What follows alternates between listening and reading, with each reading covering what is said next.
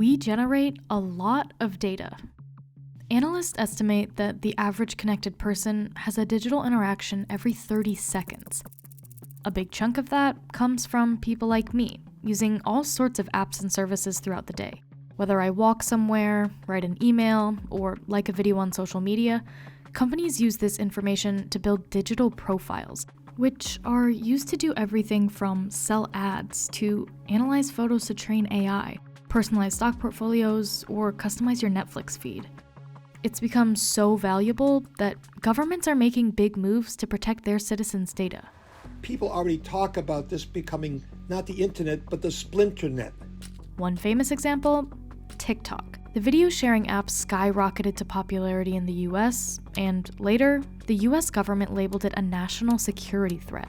Would you recommend that people download that app on their phones tonight, tomorrow, anytime currently?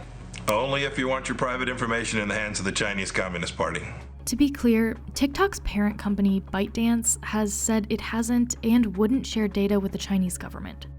But I wanted to understand how exactly my data could raise national security concerns. Let's start here with my digital profile. It's not the profile you'd see on social media, but a composite of data collected behind the scenes. Every time I use my phone, laptop, or even a smart speaker, more and more data gets added to the profile. I'm not sure the average person fully appreciates the cybersecurity risks that we're all under. That's Stuart Madnick. He's a professor at MIT, and he's been in the cybersecurity world since the late 70s. TikTok is only one of many ways that people have of knowing a lot about you. We use Google, so it knows about our searching. We use Facebook and we communicate with our friends. We share all kinds of videos. Yes, they're giving their service away for free, but they're gathering the data. Take a hypothetical day in my life. I use a sleep timer on my phone, which sets off an alarm at 7 a.m. From bed, I'll click on a few breaking news alerts from overnight, spend a few minutes scrolling through social media, and turn on my smart speaker to listen to a podcast. Before I even get in the shower, several apps on my phone have already collected my location, private messages, contact list, and IP address, which is like a digital address for your computer that can reveal what part of the world you're in. If you grant them permission, these apps can exchange data with each other and potentially store it in several places around the world. If I signed up for one app using my login credentials from a social media site, the new app might be able to see my list of friends and latest activity on that site. My location and email data can be used to give me personalized ads, and my contact list is accessible by a number of different apps on my phone. All of this data can paint a pretty clear picture of our lives, and with all the apps out there, I wanted to know why President Trump is singling out a video sharing app like TikTok. I called my colleague Lisa Lin. She writes about Chinese technology. So TikTok collects a ton of data that, frankly, it's not too different from Facebook or Google's YouTube. TikTok collects your location data. TikTok collects your IP address. TikTok collects the type of phone you use to log on. And in addition, TikTok also collects everything you do on the app. The key difference? ByteDance, the company that created TikTok, is based in China, and that makes the Trump administration nervous. In the eyes of the Trump administration, the data collected by TikTok could be used by the Communist Party to compile dossiers of personal information of millions of Americans. We're looking at TikTok. We may be banning TikTok. Right now, there is no smoking gun that actually proves that TikTok is sharing data with the Chinese government. The Trump administration's assertions are largely based on the assumption that TikTok will have to share data with the Chinese government when asked. And this is not unfounded because China has a national security law that requires companies to cooperate with national security investigations. ByteDance has said it operates independently from the Chinese government, but one issue is that national security in China can be anything from a terrorism threat to dissenting with the government. So, the Trump administration asked TikTok to set up a US-based company to operate independently from China. It's part of a big strategy shift after many years of interconnected apps and systems for American users. We are now evaluating each instance where we believe that U.S. citizens' data that they have on their phones or in their system or in their healthcare records, we want to make sure that the Chinese Communist Party doesn't have a way to easily access that. That's where the splinternet, or a global fractured internet, comes in. A fractured internet was something I had to get used to when I was a correspondent for the journal based out of Shanghai.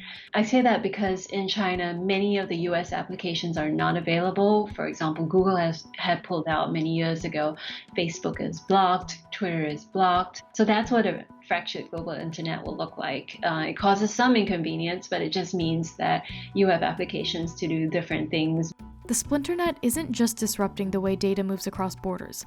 It's also affecting the way money flows around the world. So up through from about 2000 to the mid-2010s, around 2016, the growth in investment in the US was on a steady upward trend. The last few years have seen a pretty dramatic reversal. That's Adam Lysenko. He tracks foreign investment from China into the US, which has shrunk as the two superpowers clash over everything from trade to advanced technologies. We've seen signs that U.S. government has been increasing scrutiny over Chinese investments in U.S. assets that entail substantial data, especially where that data covers behaviors or sensitive information connected to U.S. citizens. Examples include Grindr, the dating app, Patients Like Me. So clearly the writing has been on the wall that regulators are concerned about these data assets. There have already been a couple of indications where U.S. attention is likely to go next. The executive order targeting WeChat, for example, that was released around the same time that scrutiny over TikTok was really ramping up. And it's not just China and the US. Other countries have been taking control of their internet to varying degrees, like the EU enacting GDPR to protect data privacy. User data is becoming a sort of sovereign asset, and countries are moving to protect that. So Trump's move obviously has broader implications beyond TikTok.